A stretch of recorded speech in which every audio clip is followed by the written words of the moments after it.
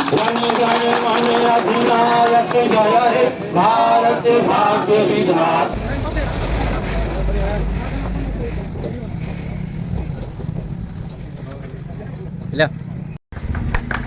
आज मानो सारे तीर्थ हमारे इस कार्यालय के पास एकत्रित हो गए हैं। गंगा जमुना और सरस्वती का ये संगम बन गया है। तीनों गुरुदेव जो मार्गदर्शन देते हैं वो आज हमारे सामने बैठे हुए हैं और आशा करते हैं कि आगे भी ये हमें अपना उसी तरह आशीष और स्नेह देते रहेंगे, जिससे हम लोगों के सुनहरे भविष्य के लिए हमेशा तपते रहें। गुरु ने ही सिखाया है कि तपना है, तभी आगे बढ़ के आप सुनहरे बन सकते हो। और इस कड़ी को थोड़ा आगे बढ़ाने से पहले मैं अपने कार्यालय का उद्घाटन, जिसके लिए आज समारोह रखा गया है, मैं माता जी से अनुरोध करूंगा। अगरबत्ती दे दादी मैं जाने के अगरबत्ती जला के। हमारी माताएं बहनें क्यों पीछे हैं, आप भी जो है खड़े होकर सहयोग करें।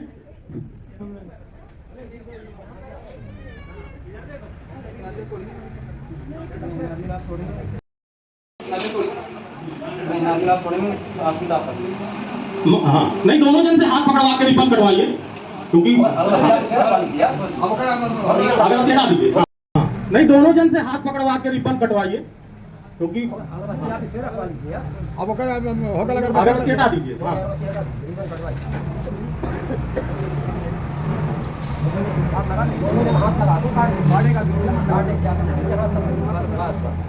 जोरदार तालियों से हम सभी अपने बालकों का अभिनंदन करें कि हम भी आगे बढ़ चढ़कर जिस तरह लोगों के भलाई के लिए कार्य कर रहे हैं और आगे बढ़ चढ़कर करें। बोलिए।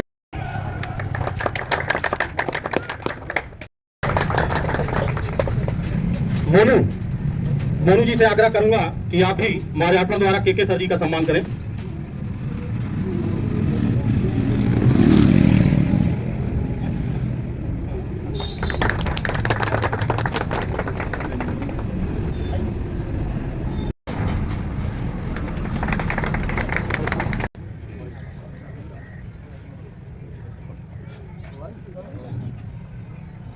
तो तालियां बजती रहें तो हम लोग का भी उत्साहवर्धन होता रहेगा।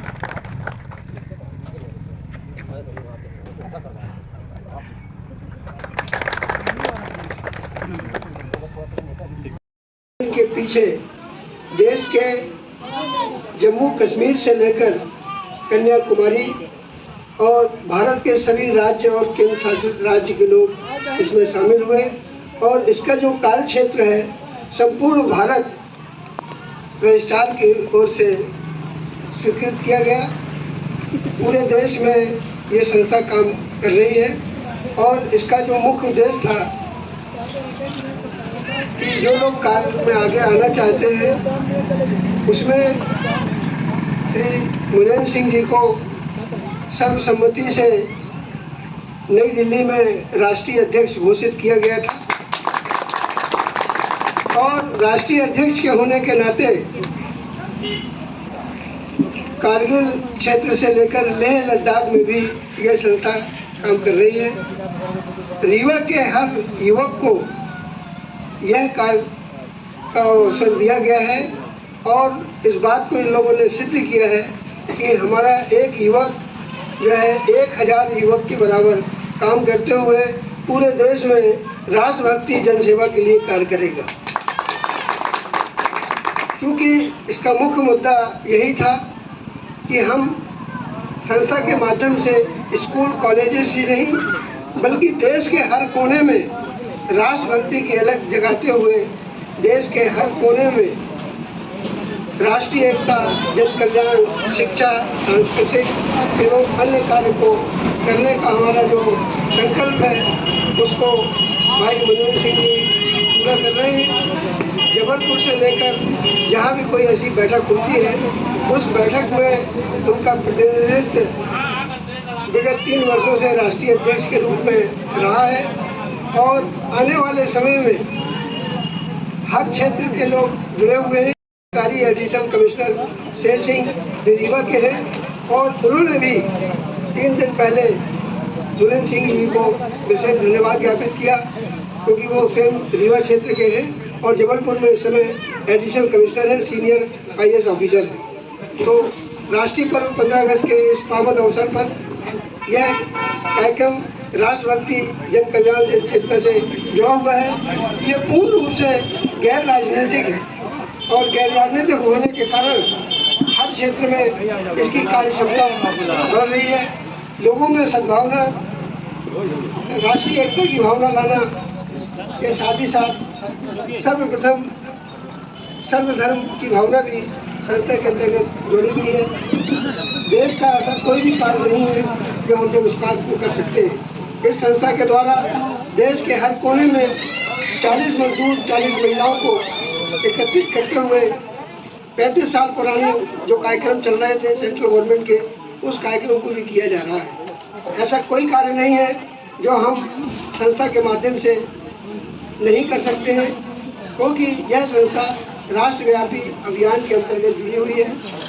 वृक्षारोपण के साथ ही साथ जो भी योजनाएं केंद्र सरकार और सरकार की जो चल रही है, उस योजनाओं का क्रियान्वयन कैसे किया जाए, यह भी हमें बहुत ही बारीकी से समझना है। ऐसा कोई भी कार्य नहीं है जो हम लोग इस कार्य को कर सकते हैं।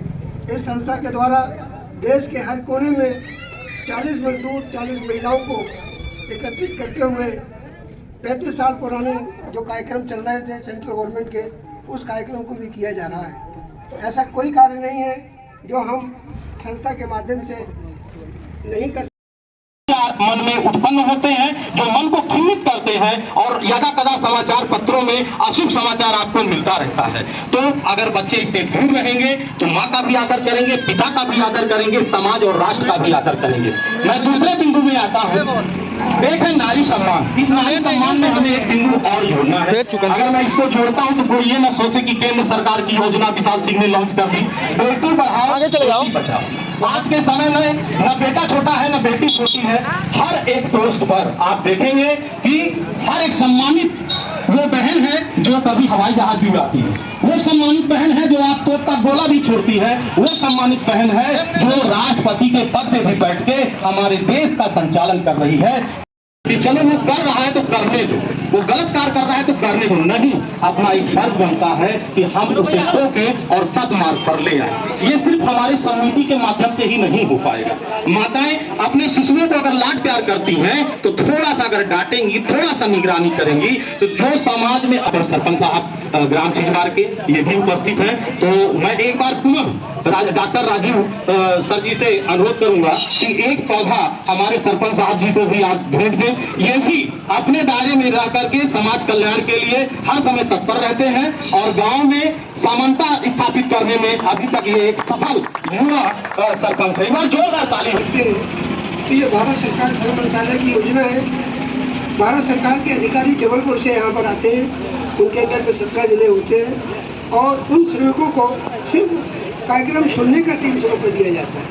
ये योजना 35 साल से चल रही थी। मोदी जी के सामने ये बात आई कि ये कांग्रेस की योजना है, तो मोदी जी ने ये कहा कॉन्फ्रेंस में कि ये जो योजना बनाई जाती है, ये सरकारी अधिकारी लोग दिन रात जुट के बनाते हैं और ये श्रमिकों के हित की योजना है। कार्यक्रम हुआ है, दूसरा नहीं, और हम आशा करते हैं कि सब इस पर जो है बताए कि हम लोग के साथ हम सब लोग मिलकर इसका काम करेंगे, तब ये संभव हो पाएगा।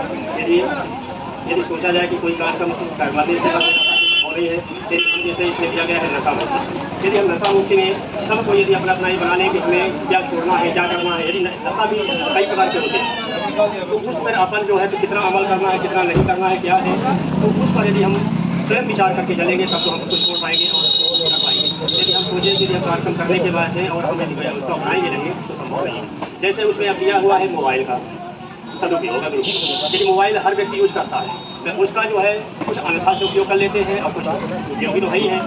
तो उसमें हमें इन सभी चीज़ों का विशेष ध्यान देते हैं, जिसका मेन उद्देश्य यही है। कार्यालय खोला गया है, ये भी जो है हर जगह हम लोग स्कूल में जा जाते थे और एक कार्यक्रम मनाया जाता था। आज जो है एक स्थायी कार्यालय खुल गया, जो कोई भी यदि है हम वहाँ आ सकते हैं, मिल सकते हैं, बैठ सकते हैं। जय हिंद।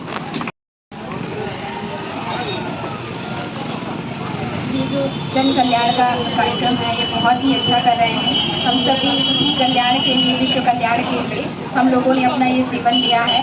तो इस कल्याण ये कार्यालय में जो भी कार्य चल रहा है और आगे बढ़ता रहे, हमारी यही शुभकामनाएं हैं। जो भी इस जन कल्याण के कार्य में जुटे हुए हैं सभी को बहुत बहुत बधाइयाँ, शुभकामनाएं हमारी तरफ से। और और हम तो चाहते हैं कि इस कल्याण के लिए, जन कल्याण के लिए अगर आप परमात्मा से जुड़ेंगे ना, तो और ज़्यादा इस कल्याण को आप आगे बढ़ा सकते हैं और ही आगे ये कार्य बढ़ता जाएगा। तो इसके लिए हम परमात्मा से जुड़े, अपने आप को जाने कि हम कौन हैं।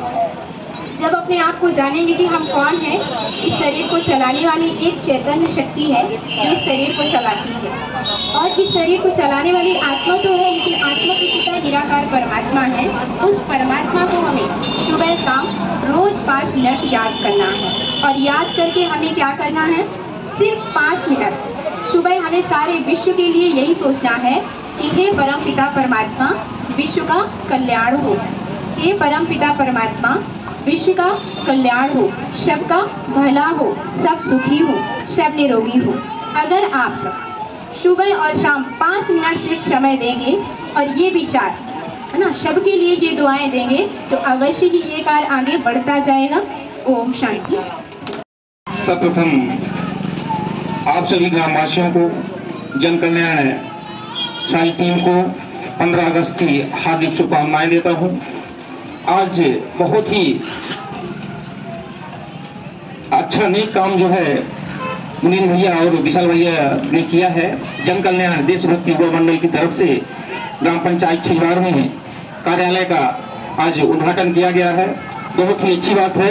मैं आप लोगों का ग्राम पंचायत छिजवार में हार्दिक स्वागत करता हूं, और इसी तरह के निरंतर, जैसे कि आप लोगों की समिति के उद्देश्य बिंदु हैं, नशा मुक्ति, नारी सम्मान, सड़क सुरक्षा, पेड़ लगाना, जल संरक्षण, सराहनीय काम है। इन सब कामों में हमारा भी जिस तरह का सहयोग चाहिए मैं बराबर देता रहूंगा, और आप लोगों का भी विचार ओम शांति की तरफ से जो आपने कहा बहुत ही नेक विचार है, और हम सबको जीवन में कम से कम 5-10 मिनट का समय जरूर देना चाहिए। और मंच में विराजमान दाऊ साहब, डॉक्टर साहब, मास्टर साहब, दादा भाई, आप सभी लोगों का एक बार ग्राम पंचायत छिजवार में हार्दिक स्वागत वंदन करता हूं। इसी आशा के साथ बहुत बहुत धन्यवाद। से हम देख रहे हैं कि विशाल जी इन नेक कामों में हमेशा अग्रणी रहते हैं, और अभी पिछले 2 महीने पहले हमारे ग्राम पंचायत ने योगा शिविर का आयोजन करवाया था मुनीन भैया, और बहुत सारे लोगों बाहर से टीम आई थी। तो आशा करूंगा कि आगे भी इसी तरह के जन कल्याण के कार्य आप लोग करते रहें निरंतर। बहुत बहुत धन्यवाद। बहुत बहुत धन्यवाद। मैं अपनी प्रेरणा से जन कल्याण देशभक्ति युवा टीम को स्वतंत्रता दिवस की हार्दिक बधाई। सम्मानित मंच आदरणीय ओम शांति नाइन जी, सम्मानित छिजवार के ग्रामवासीगण, आप सभी को स्वतंत्रता दिवस की हार्दिक बधाई देते हुए मैं ईश्वर से कामना करूंगा, यह जो टीम गठित हुई है निरंतर कई वर्षों से कार्य कर रही हमारे क्षेत्र में, और इनका मूल उद्देश्य है समाज को जागरूक करना, समाज में फैली हुई भ्रांतियों को दूर करना, नारी सम्मान, नशा मुक्ति, पर्यावरण सुरक्षा, जल संरक्षण इत्यादि अनेकों विश्व कल्याण से संबंधित जो बिंदु हैं उन पर कार्य कर रहे हैं। हम ईश्वर से मनोकामना करेंगे कि आप लोग दिनों दिन इसी तरह मेहनत करते रहें, लोगों को जागरूक करते रहें, और सभी हम ग्रामवासियों से भी अनुरोध करेंगे कि नशा से बाहर आएँ, क्योंकि नशा दुनिया नहीं है, दुनिया में बहुत कुछ है। आप नशा करके अपने समस्त शक्तियों का नाश करते हैं। इन सब चीज़ों से परहेज करते हुए समाज में भाईचारा और एक दूसरे के प्रति समर्पण, सम्मान की भावना रखते हुए भारत को आगे बढ़ाने में मदद करें। जरूरी है घर घर में ये काम प्रचार प्रसार कर और ज़्यादा से ज़्यादा लोगों को जागरूक करें, इससे ये नशा जो है गाँव समाज से हमारे बाहर। ऐसे ही करते रहें और भगवान की तरफ से आप ये सब स्वीकार करें। में हैं, उसकी तरफ से हम हैं, है ना। तो हमारी दुआएं, भगवान की दुआएं सबकी, खास करके इस समाज में काम करने के लिए जो योजनाएं अभी भाई मुनीन सिंह जी, विशाल सिंह जी बता रहे थे कि सरकारी योजना बनती है, लेकिन उसका प्रचार प्रसार ठीक से न होने के कारण लोगों तक नहीं पहुंच पाती है, या कि कुछ बीच में भ्रष्ट अधिकारी भी हमारे बीच में आ जाते हैं, जिनकी वजह से लोगों को लाभ नहीं मिल पाता है। तो इस सहयोग के लिए मैं इनको बहुत बहुत धन्यवाद और साधुवाद दूंगा। और हम लोगों का जो भी सहयोग इस समिति के लिए होगा हम उसको अनावरत देते रहेंगे। तो धन्यवाद। की ढेर सारी शुभकामनाएं देता हूं। आज नवयुवा पीढ़ी नशा की ओर इतना अग्रसित हो रही है कि हमारी समाज टूट रही है। हम अपने बड़े बुजुर्गों से, माता पिता, बड़े छोटे भाइयों से सबसे यही निवेदन करेंगे, नशा को त्यागना है। नशा से घर का एक ग्राम भाषा में घर का नाश, परिवार का नाश, समाज का नाश और हमारी आगे आने वाली पीढ़ी का नाश हो रहा है। नशा कोई मूलभूत कारण नहीं है, एक क्षणिक सुविधा के लिए हम नशा करते हैं और उस नशा में पिता, भाई, बहन, हमारे सब करीबी छूट रहे हैं। कितने एक्सीडेंट हो रहे हैं, नशा के कारण हो रहे हैं। तो हम सब नवयुवा पीढ़ी से यही निवेदन करूंगा कि मदिरा, नाना प्रकार के कोरेक्स, अदर प्रकार के गांजा, ये सब जो चल रहे हैं, इनसे हम अपने बच्चों को दूर रखें और अच्छी शिक्षा की ओर हम अग्रसित करें बच्चों को, जिससे हमारी आगे आने वाली पीढ़ी मजबूत हो सके। देश में दो चीज बहुत आवश्यक है, शिक्षा और जागरूकता। आज महामारी से हम लोग गुजरे हैं, पिछले आए दिनों कोविड देखे हैं, इतनी बेरोजगारी देश में वैसे भी है कि जो भी आप लोग मजदूरी करके इकट्ठा करके लाते हैं उसे नशा में खर्च कर देते हैं। तो अगर नशा भविष्य है तो हम उस व्यक्ति को होशियार नहीं समझ रहे हैं। तो सबसे मेरा यही हाथ जोड़ के विनती है, भाई बहन, माता पिता सब अपने बच्चों को अच्छी शिक्षा दें। जरूरी नहीं, जाति पात से अलग है ये नशा। ये नहीं है कि बड़ा घर का लड़का है, छोटे घर का लड़का है, इससे मतलब नहीं। एक अच्छे गार्जियन बने।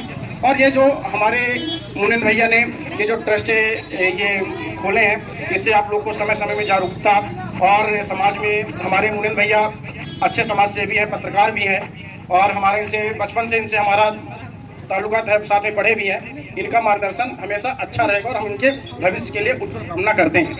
धन्यवाद। मिलती है समाज को आगे बढ़ाने के लिए एक छोटा सा नाटकीय प्रस्तुति आपके समक्ष रख रहा हूं। सभी लोगों का ध्यान आकर्षित चाहता हूं। एक समय की बात है, जबलपुर में स्थित एक गौरी बहन और उसका भाई आशुतोष, दो लोग घर में रहते थे। बचपन के समय ही उनके माता पिता का स्वर्गवास हो गया। माता पिता पुराने विचार ख्यालों के थे। उन्होंने अपने जीवन काल में अनेक पेड़ लगाए। वो फलदार थे, कोई केले का पेड़ था, कहीं आम का पेड़ था, कहीं अमरूद का पेड़ था, कहीं जामुन का पेड़ था। भाई स्वभाव से चंचल था, बहन सहनशील थी, हर दुर्विचार को वो दूर करती थी। भाई के लिए आशीष मांगने के लिए हर जगह मत्था टेकती थी।